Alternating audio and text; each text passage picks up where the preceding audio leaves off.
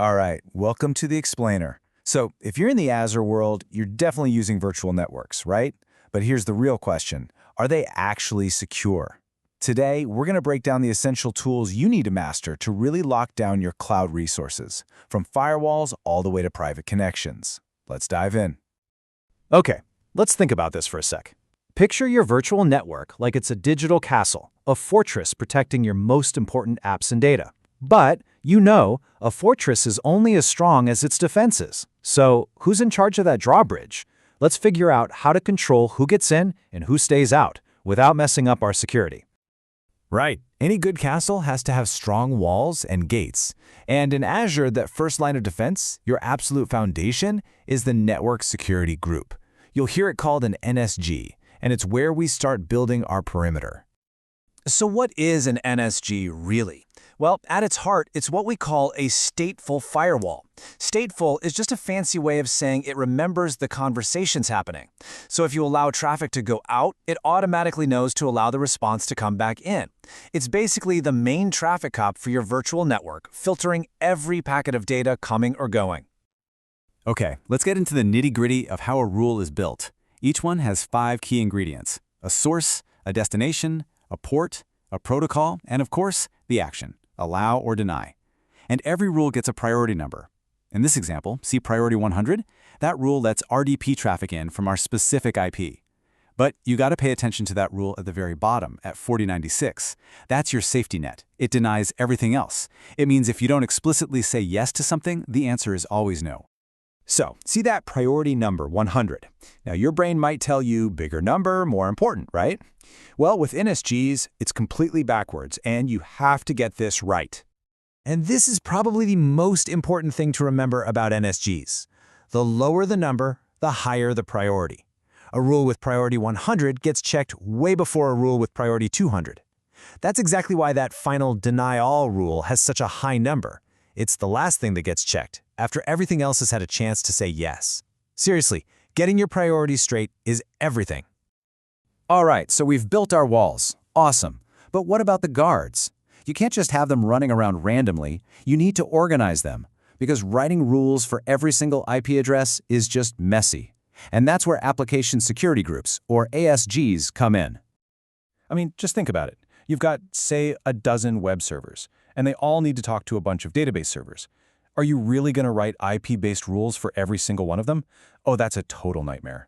The second you add a new server, you're stuck updating rules all over the place. There has to be a better way. And that's where ASGs come in to save the day. The thing to understand is an ASG isn't really anything. It's not a piece of hardware or software. It's just a tag, a simple label. You can make a label called web servers, another called database servers, and just stick them on the right machines. This lets you build rules based on what a server does, not where it lives. And using them is so simple, it's almost beautiful. It's just 3 steps. 1, you create your tag. 2, you apply that tag to the network interfaces of your VMs. And 3, you just use the tag's name in your NSG rule. So now your rule can literally read like plain English. Allow traffic from my web servers group to my database servers group. So much cleaner, right? Okay, so our walls are up, our guards are organized, but how do we, the admins, actually get in to manage the castle? We can't just leave a side door open. We need one single, super fortified gatehouse. And in Azure, that's called Bastion. You know, the old way of doing things was just to stick a public IP address on your server and open up a management port like RDP or SSH. And let me tell you, that is a huge security no-no. It's like putting a giant flashing neon sign on a back door of your castle that says, "Attack me here." So how do we get in without doing that? The modern secure answer is Azure Bastion. Think of it as a fully managed, super secure front door service. Basically, you connect to the Azure portal in your web browser, which is already a secure connection, and then Bastion creates a private, secure connection from there to your server. It's your one and only gateway. And the payoff here is just massive. First off, you can just get rid of public IPs on your VMs. Gone. That alone shrinks your attack surface down to almost nothing. All your sensitive admin traffic is tunneled securely through your browser and the Azure portal. It's such a simple concept, but it makes a huge difference in your security posture. So the fortress is locked down from outside threats. But what happens when our servers inside the castle need to talk to other trusted services, like Azure Storage or Azure SQL? For that, We need the cloud equivalent of secret tunnels. Well, Azure gives us two really cool ways to do this: service endpoints and private endpoints. This sounds similar, but they work pretty differently, so let's unpack this. Think of a service endpoint like a special secured carpool lane on the Microsoft highway. Your data leaves your network, but it never merges into the public internet traffic. It stays on Microsoft's private roads the whole way. Now, a private endpoint, that's even more direct. It's like teleporting the service's front door right inside your castle walls.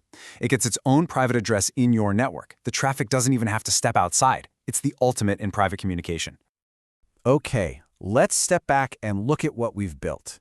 This isn't just about one single wall. What we've actually created is a layered defense, a defense-in-depth strategy, where each component has a very specific and very important job.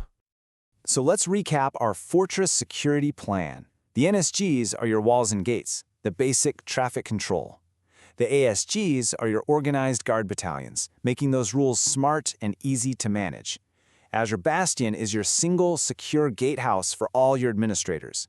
And finally, the endpoints are those secret tunnels, giving you safe passage to other trusted services.